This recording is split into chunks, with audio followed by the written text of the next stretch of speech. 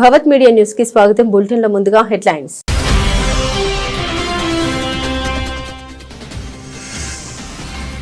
Ethiopia అత్యున్నత పురస్కారం అందుకున్న తొలి ప్రపంచ నేతగా మోదీ. 140 కోట్ల మంది భారతీయులకు అంకితమిస్తున్నట్లు ప్రకటించిన ప్రధాని.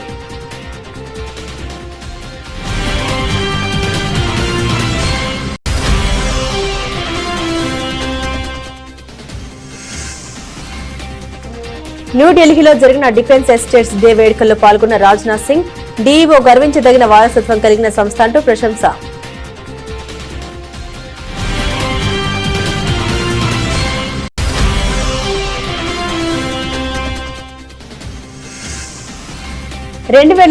బ్రిక్స్ శిఖరాగ్ర సమావేశానికి ఆతిథ్యం ఇవ్వనున్న భారత్ వెల్లడించిన విదేశాంగ కార్యదర్శి సుధాకర్ దలేలా.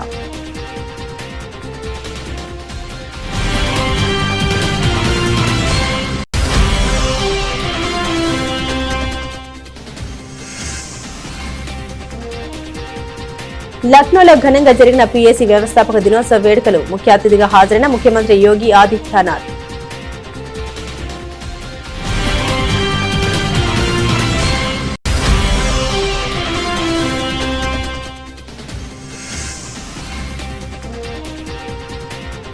హైదరాబాద్ కు ఇండియన్ ఇన్స్టిట్యూట్ ఆఫ్ మేనేజ్మెంట్ మంజూరు చేయండి. కేంద్ర విద్యాశాఖ మంత్రి ధర్మేంద్ర ప్రధాన్ కి విజ్ఞప్తి చేసిన సీఎం రేవంత్.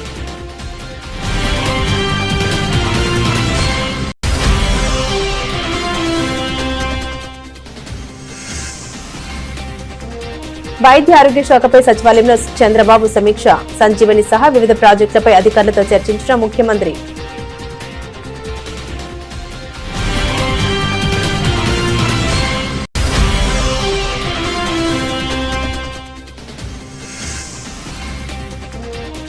కాంగ్రెస్ ఎమ్మెల్యేల బెదిరింపులకు భయపడవద్దు. కొత్త సర్పంచ్లకు కేటీఆర్ భరోసా.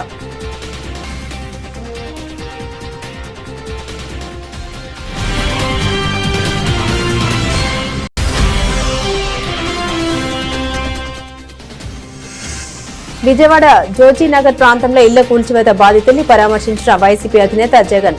ఈ ఘటనపై తక్షణమే సీబీఐ విచారణ జరిపించాలని డిమాండ్.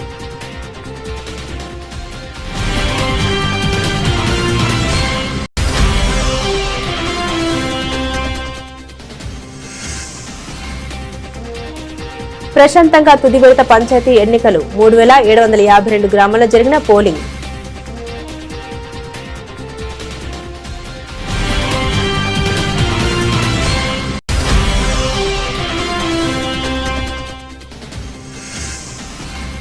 మెడికల్ కాలేజీల ప్రైవేటీకరణ వెనుక భారీ అవినీతి. అధికారంలోకి వచ్చాక లోతుగా దర్యాప్తు చేస్తామని మాజీ మంత్రి విడుదల రజనీ హెచ్చరిక.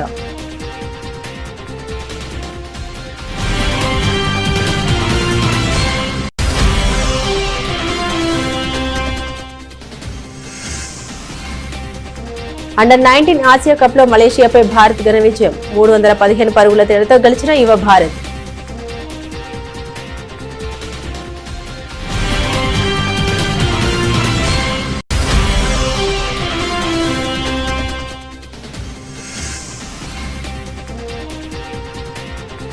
దిగొచ్చిన బంగారం ధరలు. ముదుపర్లు లాభాల స్వీకరణకు దిగడంతో ధరల్లో కోత.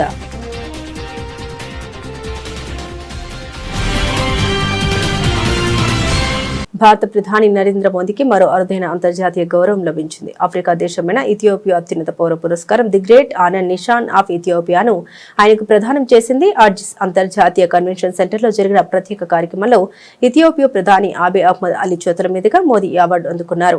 భారత్ ఇథియోపియా భాగస్వామ్యాన్ని బలోపేతం చేయడంలో ఆయన చేసిన విశేష కృషికి ప్రపంచ నేతగా ఆయన దార్శనిక నాయకత్వానికి గుర్తింపుగా ఈ పురస్కారాన్ని అందించినట్లు భారత విదేశాంగ ఒక ప్రకటనలో తెలిపింది. ఈ ప్రతిష్టాత్మక పురస్కారాన్ని అందుకున్న తొలి ప్రపంచ దేశాధినేత లేదా ప్రభుత్వ అధినేత ప్రధాని మోదీ కావడం విశేషం. ఈ గౌరవాన్ని తాను 140 కోట్ల మంది భారతీయులకు అంకితం ఇస్తున్నట్లు ప్రధాని మోదీ ప్రకటించారు. ఈ పర్యటన సందర్భంగా భారత్ ఇథియోపియా ద్వైపాక్షిక సంబంధాన్ని వ్యూహాత్మక భాగస్వామ్యం స్థాయికి పెంచుతున్నట్లు ఇరు దేశాలు ప్రకటించాయి.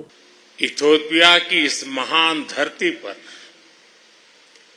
आप सबके बीच होना मेरे लिए सौभाग्य की बात है। मैंने आज दोपहर ही इथियोपिया में कदम रखा है और आते ही मुझे यहां के लोगों से एक अद्भुत अपनापन और आत्मीयता मिली है।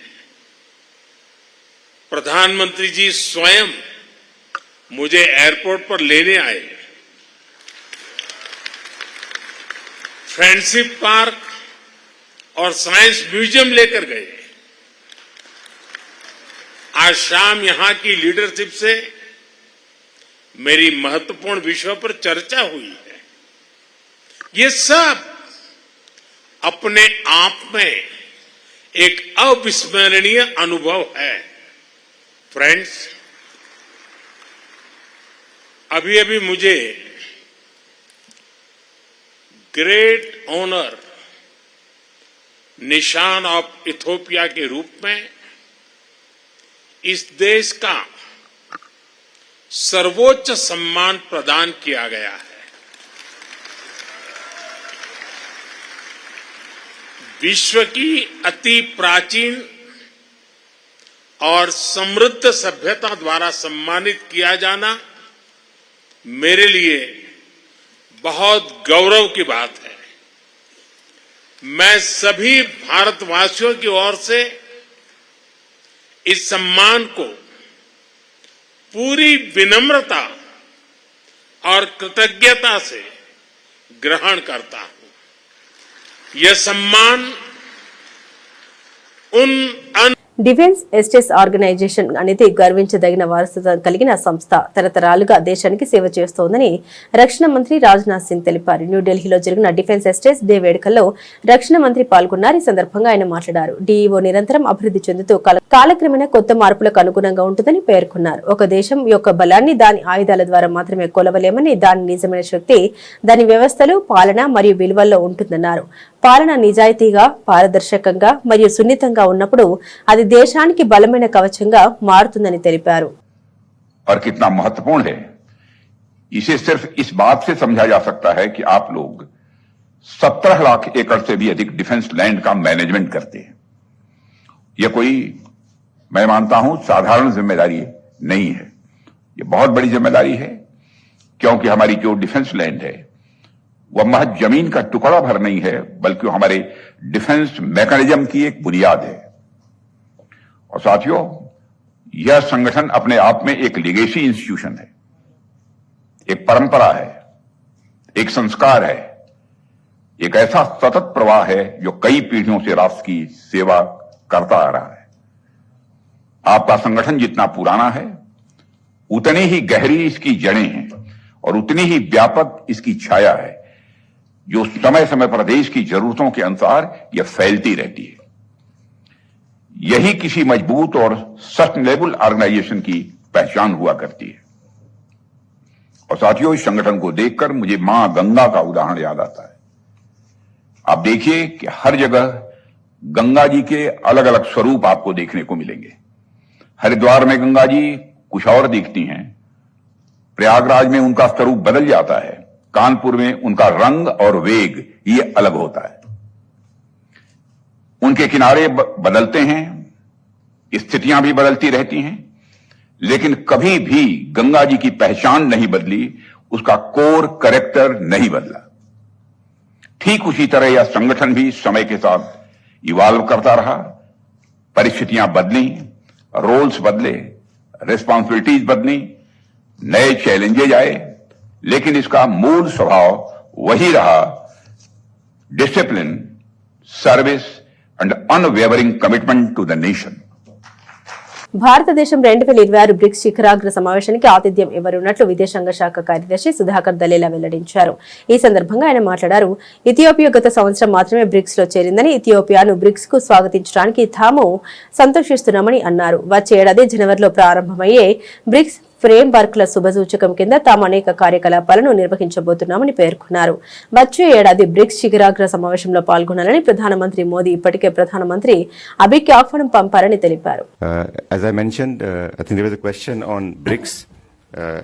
As I mentioned to you, Ethiopia has only joined BRICS last year, and we are delighted to welcome Ethiopia in BRICS, and we are going to host a host number of activities under the auspices of BRICS framework beginning January next year.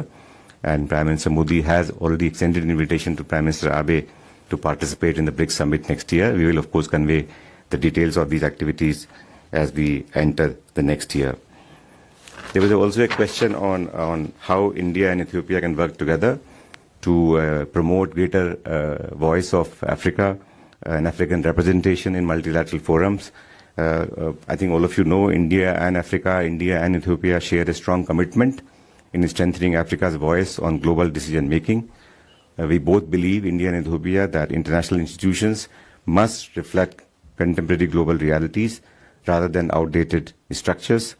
India supports Africa's rightful place in the UN Security Council, a stronger role in global financial bodies, and greater space for African perspective on climate adaptation, trade, technology, and development. As Ethiopia is a key member of African Union and now BRICS partner also for us, we would be working very closely and coordinating with them in addressing these questions across multilateral fora. PSC వ్యవస్థాపక దినోత్సవం సందర్భంగా ఉత్తరప్రదేశ్లోని లక్నోలో గల 35వ battalion PSC మైదానంలో వేడుకలు ఘనంగా నిర్వహించారు.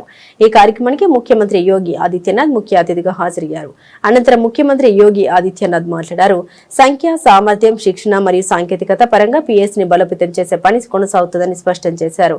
పోలీస్ నియామకాల్లో కనీసం 20% మహిళా భాగస్వామ్యాన్ని నిర్ధారించడం దీన్ని దృష్టిలో ఉంచుకొని మొదటిసారిగా ఉత్తరప్రదేశ్లో 3 అదనపు మహిళా PSC బెటాలియన్లను ఏర్పాటు చేశారని తెలిపారు. मुझे प्रसन्नता है कि हमारी सरकार ने PSC के 46 कंपनियों को पुनर्जीवित करते हुए आज उनके माध्यम से उत्तर प्रदेश के अंदर बेहतर कानून व्यवस्था बनाए रखने, आंतरिक सुरक्षा के माध्यम से उत्तर प्रदेश की एक बेहतर छवि को देश के सामने प्रस्तुत करने में हमें अत्यंत सफलता प्राप्त हुई है। PSC कोई संख्या, उनकी क्षमता, उनका प्रशिक्षण और तकनीक के स्तर पर उन्हें सशक्त बनाने का कार्य निरंतर जारी है। बल को अत्याधुनिक हथियारों और दंगा नियंत्रण उपकरणों से सुसज्जित किया गया है। SLR, INSAS rifle, multi shell launcher, anti riot gun व टीयर गैस गन तथा अत्याधुनिक सुरक्षा उपकरण भी अब PSC बल को प्रदान किए गए हैं। PSC कार्मिकों की व्यावसायिक दक्षता में गुणात्मक सुधार किए जाने हेतु जो पूर्व में प्रचलित प्रशिक्षण पाठ्यक्रम को भी अपडेट करते हुए A, B, C आदि ग्रेड सुनिश्चित करते हुए उन्हें सुनिश्चित रूप से आगे बढ़ाने का कार्य किया जा रहा है। హైదరాబాద్ కు ఇండియన్ ఇన్స్టిట్యూట్ ఆఫ్ మేనేజ్మెంట్ మంజూరు చేయాలని కేంద్ర విద్యాశాఖ మంత్రి ధర్మేంద్ర ప్రధాన్ని తెలంగాణ ముఖ్యమంత్రి రేవంత్ రెడ్డి విజ్ఞప్తి చేశారు. Technology, life sciences, aerospace, defence, logistics, advanced manufacturing రంగాల్లో ముందున్న హైదరాబాద్ లో IIM ఏర్పాటు చేయాల్సిన అవసరం ఎంతైనా ఉందని తెలిపారు. ఢిల్లీ పర్యటనలో ముఖ్యమంత్రి ధర్మేంద్ర ప్రధాన్ తో పార్లమెంట్లోని ఛాంబర్లో భేటీ అయ్యారు. దేశంలో 19 రాష్ట్రాల్లో ఒక కేంద్ర పాలిత ప్రాంతంలో కలిపి 21 IIMలు ఉన్నాయని, తెలంగాణ రాష్ట్రంలోనూ IIM ఏర్పాటు చేయాలని కోరారు. IIM ఏర్పాటుకు అవసరమైన 200 ఎకరాల భూమిని యూనివర్సిటీ ఆఫ్ హైదరాబాద్ ప్రాంగణంలో గుర్తించిన విషయాన్ని తెలిపారు. IIM తరగతులు వెంటనే ప్రారంభించేందుకు ట్రాన్సిస్ట్ క్యాంపస్ సిద్ధంగా ఉందని కూడా తెలిపారు. అందుకు అవసరమైన అనుమతులు వెంటనే మంజూరు చేయడంతో పాటు అవసరమైన వసతుల కల్పనకు ప్రభుత్వం సిద్ధంగా ఉన్నట్లు తెలిపారు. వైద్య ఆరోగ్య శాఖపై సచివాలయంలో ముఖ్యమంత్రి చంద్రబాబు సమీక్ష నిర్వహించారు. గేట్స్ ఫౌండేషన్ తో కలిసి ప్రభుత్వం అమలు చేస్తున్న సంజీవని సహా వివిధ ప్రాజెక్టులపై చర్చించారు. మెరుగైన ప్రజారోగ్య నిర్వహణకు జాతీయ, అంతర్జాతీయ స్థాయి స్థాయిలో వైద్యారోగ్య రంగంలోనూ నిపుణులతో సంప్రదింపులు జరిపారు. వీడియో కాన్ఫరెన్స్ ద్వారా సమీక్షకు UNAIDS ప్రతినిధి Peter Piot, WHO scientist Soumya Swaminathan, AIG chairman D Nageshwar Reddy, Singapore ప్రతినిధి professor Yik Ying Teo, Aarti Ahuja, Rizwan Koita, Srikanth Nathamuni, Gagandeep Kang, Margaret, Elizabeth, Nikhil Tandon, ఇతర వైద్య నిపుణులతో కూడిన అత్యున్నత స్థాయి సలహా బృందం సభ్యులు హాజరయ్యారు. మంత్రి శ్రీ సత్యకుమార్ యాదవ్, వైద్య ఆరోగ్య శాఖ ఉన్నతాధికారులు, గేట్స్ ఫౌండేషన్ కంట్రీ డైరెక్టర్ అర్చన వ్యాస్ తదితరులు కూడా సమావేశంలో పాల్గొన్నారు. రాష్ట్రంలో అధికార కాంగ్రెస్ పార్టీ ఎమ్మెల్యేలు అధికార మదంతో పెత్తందారి ధోరణితో వ్యవహరిస్తున్నారని బీఆర్ఎస్ వర్కింగ్ ప్రెసిడెంట్ కేటీఆర్ తీవ్రస్థాయిలో విమర్శించారు. గ్రామ పంచాయతీలకు వచ్చే నిధులు, ఇంద్రమ్మ ఇళ్ల వంటి సంక్షేమ పథకాలు కాంగ్రెస్ నేతల సొంత ఆస్తి కాదని అవి ప్రజల సొమ్ము అని ఆయన స్పష్టం చేశారు. తెలంగాణ భవన్ లో ఖానాపూర్, షాద్నగర్ నియోజకవర్గాలకు చెందిన నూతన సర్పంచులు, ఉప సర్పంచులు, వార్డు సభ్యుల అభినందన సభలో కేటీఆర్ మాట్లాడారు. కొందరు కాంగ్రెస్ ఎమ్మెల్యేలు ప్రజలను, ప్రజాప్రతినిధుల్ని చంపేస్తామంటూ బెదిరిస్తున్న తీరు ఆందోళన కలిగిస్తుంది. ఇంద్రమ్మ ఇల్లు, అభివృద్ధి నిధులు కాంగ్రెస్ నేతల జాగిరి కాదు. లబ్ధిదారులను ఎంపిక చేసే అధికారం రాజ్యాంగం ప్రకారం గ్రామ సభలకు, సర్పంచులకే ఉంటుందని కేటీఆర్ తేల్చి చెప్పారు. ఇప్పుడే ఇక్కడికి వస్తుంటే నేను చూసిన ఒక కాంగ్రెస్ ఎమ్మెల్యే అంటుండు, మీరు నన్ను చంపేస్తే అంటే ఎలక్షన్లో ఓడగొట్టి నన్ను చంపేస్తే నేను మిమ్మల్ని చంపేస్తా గెలిస్తే అంటున్నాడు. ఆ మాటలు మాట్లాడుతున్నారు. అవి చూసుకొనే ఇలా కాంగ్రెస్ కార్యకర్తలు కూడా చెలరేగిపోయి పిచ్చి పిచ్చి ప్రవర్తనలన్నీ చేస్తూ ఉన్నారు. నేను దయచేసి ఇక్కడ గెలిచి వచ్చిన మా సర్పంచులు ఎవరైతే మొత్తం 56 మంది, వారితో పాటు ఇవాళ చేరుతున్న 4 ఇండిపెండెంట్ సర్పంచులు ఉన్నారో 60 మంది మా ఖానాపూర్ నియోజకవర్గంలో మీకు నేను చేసే విజ్ఞప్తి ఒకటే, సర్పంచులకు నిధులు అనేది ఎమ్మెల్యే ఇయ్యడు. సర్పంచులకు నిధులు అనేది ఎవరో దాన ధర్మాల మీదనో వాళ్ళ ఇష్టాయిష్టాల మీద ఉండదు. మీకు ఒక విషయం అవగాహన ఉండాలి. అవగాహన ఏముండాలి అంటే భారతదేశంలో మనకు 5 అంచెల్లో ప్రభుత్వాలు ఉన్నాయి, 5 స్థాయిల్లో ప్రభుత్వాలు ఉన్నాయి. ఢిల్లీలో కేంద్ర ప్రభుత్వం ఉంటుంది, హైదరాబాద్లో రాష్ట్ర ప్రభుత్వం ఉంటుంది, జిల్లా కాడికి వచ్చే వరకు మీ నిర్మల్ జిల్లాలో నిర్మల్ జిల్లా పరిషత్ ఉంటుంది, ఆదిలాబాద్ జిల్లాలో ఆదిలాబాద్ జిల్లా పరిషత్ ఉంటుంది, మంచిర్యాలలో మంచిర్యాల జిల్లా పరిషత్తు, ఆసిఫాబాద్లో ఆసిఫాబాద్ జిల్లా పరిషత్ ఉంటుంది. దాని కిందికి వస్తే మండల పరిషత్తు, ఇంకా కిందికి వస్తే గ్రామ పంచాయతీ. అంటే 5 అంచెల్లో కింద గ్రామ పంచాయతీ, మీద మండల పరిషత్తు, దాని మీద జిల్లా పరిషత్తు, దాని మీద రాష్ట్ర ప్రభుత్వం, దాని మీద కేంద్ర ప్రభుత్వం. ఇట్లా 5 అంచెల్లో ప్రభుత్వాలు ఉంటాయి. ఎట్లయితే ఒక రాష్ట్రానికి ముఖ్యమంత్రిగా ఒక వ్యక్తి ఉంటారో, ఆయనకు మంత్రిమండలి ఉంటుందో, అట్లాగే గ్రామానికి గ్రామ పంచాయతీకి సర్పంచ్ గారికి అదనంగా వార్డు మెంబర్లు, ఉప సర్పంచులు అందరూ కూడా తోడుగా ఉంటారు. అంటే ఏ స్థాయిలో ప్రభుత్వం ఆ పద్ధతిలో నడవాలన్న ఉద్దేశంతో, స్థానిక ప్రభుత్వాలు కూడా మంచిగా ఉండాలన్న ఉద్దేశంతో రాజ్యాంగంలో, బాబాసాహెబ్ అంబేద్కర్ గారు రాసిన రాజ్యాంగంలో మనకు హక్కులు మనకు పొందుపరచబడి ఉన్నాయి. ఇవాళ ఎవడన్నా ఎమ్మెల్యే నేను ఇందిరమ్మ ఇల్లియా, నేను ఫలానదియా అంటే మీరు వాళ్ళకి చెప్పాల్సింది ఒకటే, నువ్వు ఇచ్చేదేమి నీ సొత్తు కాదు, నీ అయ్య సొత్తు, నీ అత్త సొత్తు కాదు, రాజ్యాంగం బాబాసాహెబ్ రాసిన రాజ్యాంగం ప్రకారం నా గ్రామానికి నిధులు రావాలే, ఎట్లా ఇయ్యవు నువ్వు అని నిలదీసే హక్కు మనకున్నది. ఆ విచక్షణ కూడా మనం తప్పకుండా తెచ్చుకొని మన హక్కుల కోసం మనం కొట్లాడాలా. విజయవాడ నగరంలోని జోజీనగర్ ప్రాంతంలో ఇళ్ల కూల్చివేశారంటూ వైసీపీ అధినేత జగన్ తీవ్రంగా స్పందించారు. ఈ ఘటనపై తక్షణమే సీబీఐ విచారణ జరిపించాలని ఆయన డిమాండ్ చేశారు. కూల్చివేతలకు గురైన బాధితుల్ని పరామర్శించి వారికి సంఘీభావం తెలిపారు. సుప్రీంకోర్టులో కేసు విచారణలో ఉండగా డిసెంబర్ 31 వరకు బాధితులకు ఊరట లభించినప్పటికీ భారీ పోలీస్ బందోబస్తు మధ్య ఇళ్లను కూల్చివేయడం దారుణమని అన్నారు. ఈ సందర్భంగా జగన్ మీడియాతో మాట్లాడారు. 150 కోట్ల విలువైన 2.17 ఎకరాల భూమిని ప్రైవేటు వ్యక్తులకు కట్టబెట్టేందుకే ఈ కుట్ర జరిగిందని ఆరోపించారు. చంద్రబాబు గత ప్రభుత్వ హయాంలోనే నకిలీ పత్రాలు సృష్టించి 2016లో బ్యాక్ డేట్ తో ఒక బోగస్ సొసైటీని రిజిస్టర్ చేసి ఉద్దేశపూర్వకంగా న్యాయపరమైన వివాదాన్ని సృష్టించారని విమర్శించారు. ఈ కూల్చివేతల వెనుక ముఖ్యమంత్రి చంద్రబాబు, నారా లోకేష్, స్థానిక ఎంపీ, జనసేన కార్పొరేటర్ హస్తముందని ఆయన ఆరోపించారు. దాదాపుగా 42 కుటుంబాలు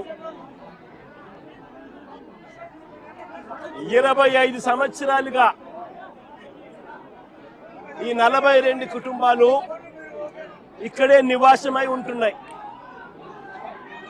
25 సంవత్సరాలుగా వీళ్ళు మాదిరిగా ఇల్లు కట్టుకొని ఉన్నారు. ఈ మాదిరిగా ధ్వంసం చేశారు. 25 సంవత్సరాలుగా వీళ్ళు ఇక్కడ ఇంట్లో ఇల్లు కట్టుకొని ఇక్కడే ఉంటా ఉన్నారు. ఓవైపు ఏమో సుప్రీంకోర్టుకు సంబంధించి, సుప్రీంకోర్టులో ఈ స్థలానికి సంబంధించి ఓవైపు ఏమో న్యాయ పోరాటం జరుగుతూ ఉంది. సుప్రీంకోర్టులో పిటిషన్ పెండింగ్ లో ఉంది. డిసెంబర్ 31వ తారీఖు వరకు పోలీసులను డిసెంబర్ 31వ తారీఖు వరకు ఈ 42 కుటుంబాలకు సుప్రీంకోర్టు ఊరటనిచ్చింది. డిసెంబర్ 31వ తారీఖు వరకు సుప్రీంకోర్టులో ఊరట పొందిన ఈ కేసులో ఈ 42 కుటుంబాలు ఓవైపున సుప్రీంకోర్టులో కేసు పెండింగ్ ఉండగానే 31వ తారీఖు వరకు ఊరట ఉండగానే ఇక్కడ పోలీసులను అడ్డు పెట్టుకొని ఏకంగా 200 మంది పోలీసులు ఇక్కడ వచ్చి ప్రైవేట్ పార్టీకి మద్దతు తెలుపుతూ ఈ 42 ఇళ్లకు సంబంధించిన బాధితులను నిర్దాక్షిణ్యంగా వాళ్ళ ఇంట్లో ఉండగానే వాళ్ళ ఇళ్ళన్నీ కూడా పగలగొట్టడం జరిగింది. వీళ్ళందరినీ రోడ్డును పడేయడం జరిగింది. వ్యతిరేక అఫిడవిట్లు, వ్యతిరేక పిటిషన్స్ వేసి వీళ్ళకి అన్యాయం చేయడంలో రాష్ట్ర ప్రభుత్వం తన పాత్ర తాను పోషించింది. వీటి అన్నిటి మీద కూడా ఎంక్వైరీ జరగాలి. జరిగి దోషులను, అది చంద్రబాబు నాయుడు కావచ్చు, లోకేష్ కావచ్చు, తెలుగుదేశం పార్టీ విజయవాడ ఎంపీ కావచ్చు, ఇక్కడ తెలుగుదేశం పార్టీ ఇక్కడ జనసేన కార్పొరేటర్ కావచ్చు, వీరందరి పాత్ర మీద కూడా ఎంక్వైరీ జరగాలి. జరిగి నిజాలన్నీ కూడా బయటికి తీసుకొని రావాలి. వీరందరూ కూడా ఎవరైతే నష్టపోయినారో 25 ఏళ్ల నుంచి ఇక్కడే ఉంటున్నారు. ఒక్కొక్కరికి లోన్లు ఉన్నాయి, 20 లక్షలు 25 లక్షల రూపాయలు బ్యాంకుల్లో రుణాలున్నాయి. వీళ్ళని తీసుకొని పోయి ఇప్పుడు నడు రోడ్డు మీద పెట్టారు. వీళ్ళు బతికేది ఎలా? వీళ్ళ లోన్లు ఎలా తీరుస్తారు? రాష్ట్ర ప్రభుత్వం కనికరం చూపించని ఈ పరిస్థితి నుంచి వీళ్ళ పరిస్థితి మారాలి. వీళ్ళందరికీ కూడా ఇమ్మీడియట్లీ ఇక్కడే గవర్నమెంట్ రావాలి. వీళ్ళకి సంబంధించిన లోన్లన్నీ కూడా గవర్నమెంట్ తన రెస్పాన్సిబిలిటీ కింద గవర్నమెంటే కట్టేట్టుగా తీసుకోవాలి. నష్టపోయిన వీళ్ళందరికీ కూడా ఇక్కడే స్థలాలు ఇస్తారా, లేకపోతే ఇలాంటి స్థలమే ఇంకో చోట ఇచ్చి ఇంకో ఇల్లు కట్టించి వీళ్ళకి న్యాయం చేస్తారా అన్నది గవర్నమెంట్ డిసైడ్ చేసుకోవాలి. రాష్ట్రంలో తుది విడత పంచాయతీ ఎన్నికల పోలింగ్ ప్రశాంతంగా జరిగింది. ఉదయం 7 గంటలకు ప్రారంభమైన పోలింగ్ మధ్యాహ్నం 1 గంటకు ముగిసింది. భోజన విరామం తర్వాత 2 గంటలకు ఓట్ల లెక్కింపు ప్రారంభిస్తారు. అనంతరం విజేతలను ప్రకటించనున్నారు. చివరిదైన 3వ విడతలో మొత్తం 4159 గ్రామ పంచాయతీలకు రాష్ట్ర ఎన్నికల కమిషన్ నోటిఫికేషన్ ఇచ్చింది. ఇందులో వివిధ కారణాలతో 11 జీపీలకు నామినేషన్లు దాఖలు కాలేదు. హైకోర్టు ఆదేశాలతో 2 గ్రామాల్లో ఎన్నికలు నిలిచిపోయాయి. మరో 394 గ్రామ పంచాయతీలు ఏకగ్రీవమయ్యాయి. మిగిలిన 3752 గ్రామాల్లో పోలింగ్ నిర్వహిస్తున్నారు. మొత్తం 53,06,401 మంది ఓటర్లు ఉండగా వీరిలో పురుషులు 26,01,861 మంది, మహిళలు 27,04,394 మంది, 140 మంది ఇతరులు ఉన్నారు. తుది విడత మొత్తం 36,452 వార్డుల కోసం నోటిఫికేషన్ ఇచ్చారు. వీటిలో 116 వార్డులకు నామినేషన్లు పడలేదు. మరో 7,908 వార్డులు ఏకగ్రీవమగా 18 వార్డుల్లో ఎన్నికలు నిలిచిపోయాయి. మిగిలిన 28,410 వార్డులకు గాను 75,725 మంది పోటీలో ఉన్నారు.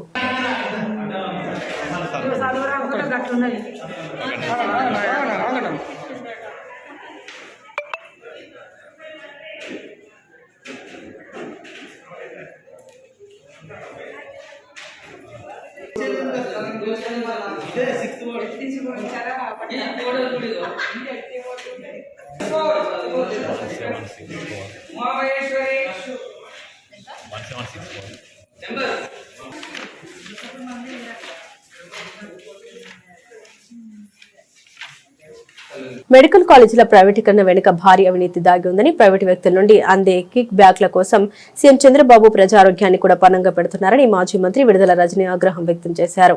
తాడేపల్లిలోని పార్టీ కేంద్ర కార్యాలయంలో ఆమె మీడియాతో మాట్లాడారు.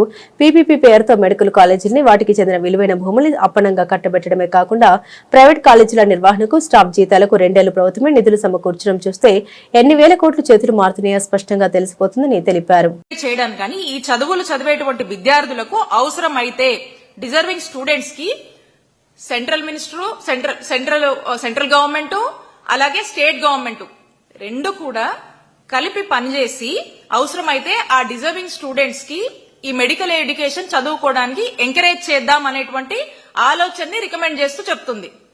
అండ్ రెండోది ఇందులో చెప్పినటువంటి పాయింట్, ఒకవేళ బట్ పరిస్థితి అయితే ఇక ఏ ఆప్షన్ లేకపోతే ఆ రాష్ట్రంలో ఆ మెడికల్ సీట్లు తక్కువ ఉండి ఆ మెడికల్ కాలేజ్ కూడా లేనటువంటి పరిస్థితిలో ఉంటే ఆ రాష్ట్రంలో అట్రాక్ట్ చేయడానికి ఇంకా వైద్య విద్యని పెంపొందించడానికి అవసరమైతే ప్రైవేట్ వాళ్ళని పిలిచి పీపీపీ విధానంలో వాళ్ళని లేనటువంటి పక్షాన స్టేట్ ఖర్చు పెట్టలేనటువంటి పక్షాన ఉంటే వచ్చి అప్పుడు ఆ ఆలోచనని చూడండి అని చెప్పి ఇందులో స్పష్టంగా చెప్తా ఉంది. అయితే ఇక్కడ మనం ఆలోచిస్తే ఎక్కడా కూడా ఈ పార్లమెంటరీ స్టాండింగ్ కమిటీ అనేది ఉన్నటువంటి ఆల్రెడీ ల్యాండ్ ఉండి గవర్నమెంట్ ల్యాండ్ ఉండి దానికి ఫండ్స్ టైఅప్ చేసి కావాల్సినటువంటి ఇన్ఫ్రాస్ట్రక్చర్ ని లే చేసి ఇంకా కొంత కన్స్ట్రక్షన్ లో ఉన్నటువంటి ఆ కాలేజెస్ కొన్ని చోట్ల కొంతవరకు రిక్రూట్మెంట్ అయినటువంటి పరిస్థితులు ఉన్నప్పటికీ ఇవన్నీ పక్కన పెట్టి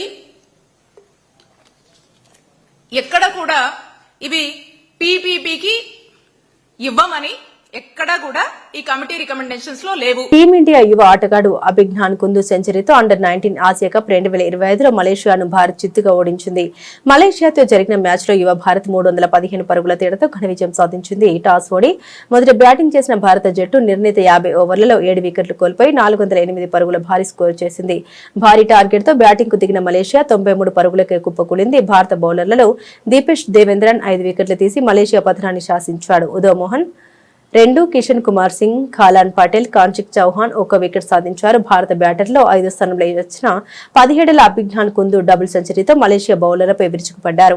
భారత బ్యాటర్లలో వేదాంత్ త్రివేది, వైభవ్ సూర్యవంశీ రాణించారు. అండర్-19 ఆసియా కప్ 2025 టోర్నీలోని గ్రూప్ ఏ టేబుల్ పట్టికలో భారత్ 3 విజయాలతో టాప్ ప్లేస్ లో ఉంది. ఇటీవల రికార్డు స్థాయిని తాకిన బంగారం ధరలు తాజాగా దిగొచ్చాయి. ముదుపర్లు లాభాల స్వీకరణకు దిగడంతో ధరల్లో కోతపడింది. గుడ్ రిటర్న్స్ వెబ్సైట్ ప్రకారం 24 క్యారెట్ల 10 గ్రాముల బంగారం ధర 1,33,850గా ఉంది. నిన్న ఇదే సమయానికి ఉన్న రేటుతో పోలిస్తే సుమారు 1,500 మేర కోతపడింది. ఆర్నమెంటల్ బంగారం ధర కూడా భారీగా తగ్గి 1,22,690కి చేరుకుంది. వెండి ధరలు కూడా కాస్త నెమ్మదించాయి. ప్రస్తుతం కిలో వెండి 1,99,000గా ఉంది.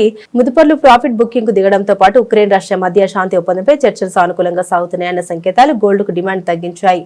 అదే బాటలో వెండి ధరలు తగ్గాయి. అయితే ధరల్లో ఈ కోత స్వల్పకాలిక దిద్దుబాటు మాత్రమేనని మార్కెట్ విశ్లేషకులు అంచనా వేస్తున్నారు. డాలర్ బలహీనత కొనసాగుతుండటంతో బంగారం ధరలు మళ్లీ పుంజుకునే ఛాన్స్ ఎక్కువగా ఉందని కామెంట్ చేస్తున్నారు. బులెటిన్ ముగించే ముందు హెడ్లైన్స్ మరోసారి.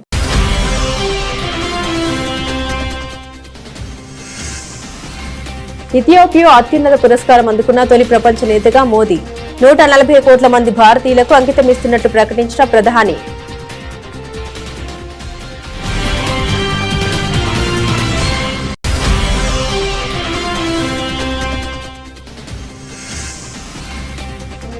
న్యూఢిల్లీలో జరిగిన డిఫెన్స్ ఎస్టేట్స్ డే వేడుకల్లో పాల్గొన్న రాజ్నాథ్ సింగ్. డీఈఓ గర్వించదగిన వారసత్వం కలిగిన సంస్థ అంటూ ప్రశంస.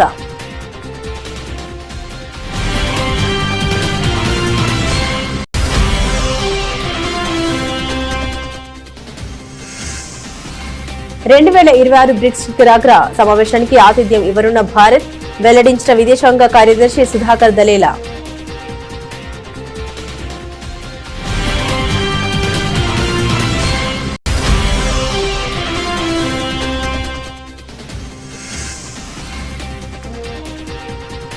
లక్నోలో ఘనంగా జరిగిన పీఏసీ వ్యవస్థాపక దినోత్సవ వేడుకలు. ముఖ్య అతిథిగా హాజరైన ముఖ్యమంత్రి యోగి ఆదిత్యనాథ్.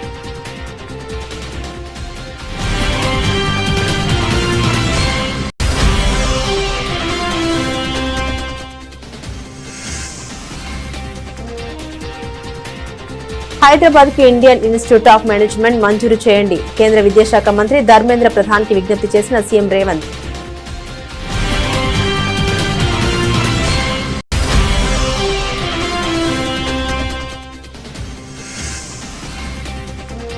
వైద్య ఆరోగ్య శాఖపై సచివాలయంలో చంద్రబాబు సమీక్ష.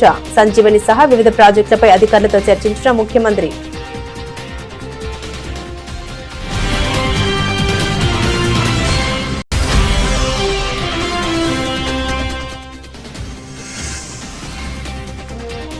కాంగ్రెస్ ఎమ్మెల్యేల బెదిరింపులకు భయపడవద్దు. కొత్త సర్పంచ్లకు కేటీఆర్ భరోసా.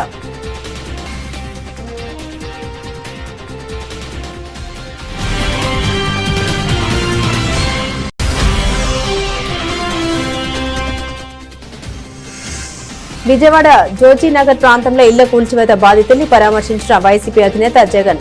ఈ ఘటనపై తక్షణమే సీబీఐ విచారణ జరిపించాలని డిమాండ్.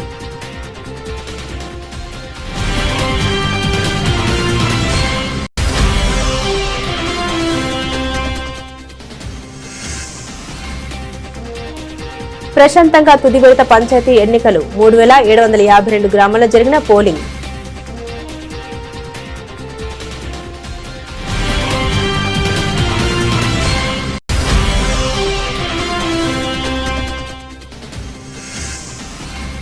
మెడికల్ కాలేజీల ప్రైవేటీకరణ వెనుక భారీ అవినీతి. అధికారంలోకి వచ్చాక లోతుగా దర్యాప్తు చేస్తామని మాజీ మంత్రి విడుదల రజనీ హెచ్చరిక.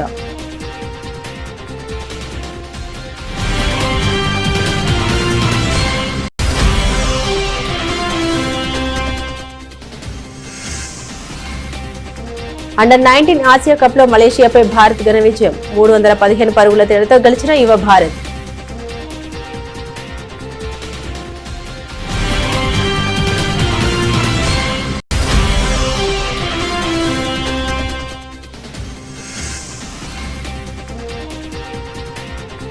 దిగొచ్చిన బంగారం ధరలు, ముదుపర్లు లాభాల స్వీకరణకు దిగడంతో ధరల్లో కోత.